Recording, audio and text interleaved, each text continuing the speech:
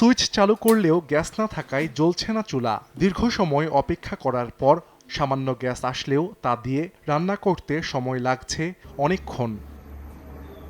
নেত্রকোনা পৌরসভায় তিতাসের আবাসিক সংযোগে মিলছে না কাঙ্ক্ষিত গ্যাস সরবরাহ কমে যাওয়ায় খাবার রান্না নিয়ে বিপাকে পড়েছেন পৌরবাসী। তারা জানান, দীর্ঘদিন ধরে এ সমস্যা হলেও এখনও সমাধানের কোনো উদ্যোগ নেয়নি কর্তৃপক্ষ।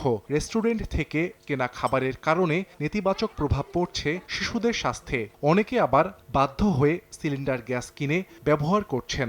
গ্যাস অনেক কম, রান্না করতে অনেক সমস্যা হয়, সকালে নাস্তা করা যায় না, বাচ্চাদের বাইরে থেকে খাবার আইনা তারপরে খাওয়াইতে হয়। যখন বিকালে একটু আসে রান্না করতে যাই তাও থাকে না। 9টার পর থেকে কোনো গ্যাস থাকেই না, মানে একটু একটু আগুন একবেলা রান্না করে খাইতে হয়। অবৈধ কোথায় ইউজ করতেছে না ইউজ করতেছে এগুলো খুঁজে খুঁজে তারা বের করবে, যে বের করে তারপর বের করে ওগুলো কাটা দিবে। মাঝে মাঝে তো এরকম হইতাছে, শীতের মধ্যে সবচেয়ে বেশি আর কি। গ্যাসের যে সংকটটা সেটা একটা কৃত্রিম সংকট, এবং পাশাপাশি যে অবৈধ সংযোগগুলো আছে সেগুলো এই গ্যাস সংকটে দায়ী। কম সরবরাহের অজুহাত তিতাসের, পাশাপাশি অবৈধ সংযোগ না নেওয়ারও আহ্বান সংশ্লিষ্ট কর্মকর্তার। গ্যাসের যে সাপ্লাইয়ের কিছুটা ঘাটতি আছে, যার ফলে এটা সামগ্রিকভাবে শুধু নেত্রকোনা না, তিতাসের যে আওতাভুক্ত যতগুলো 13টা জেলা, সবগুলি জেলাতেই সেম সমস্যা।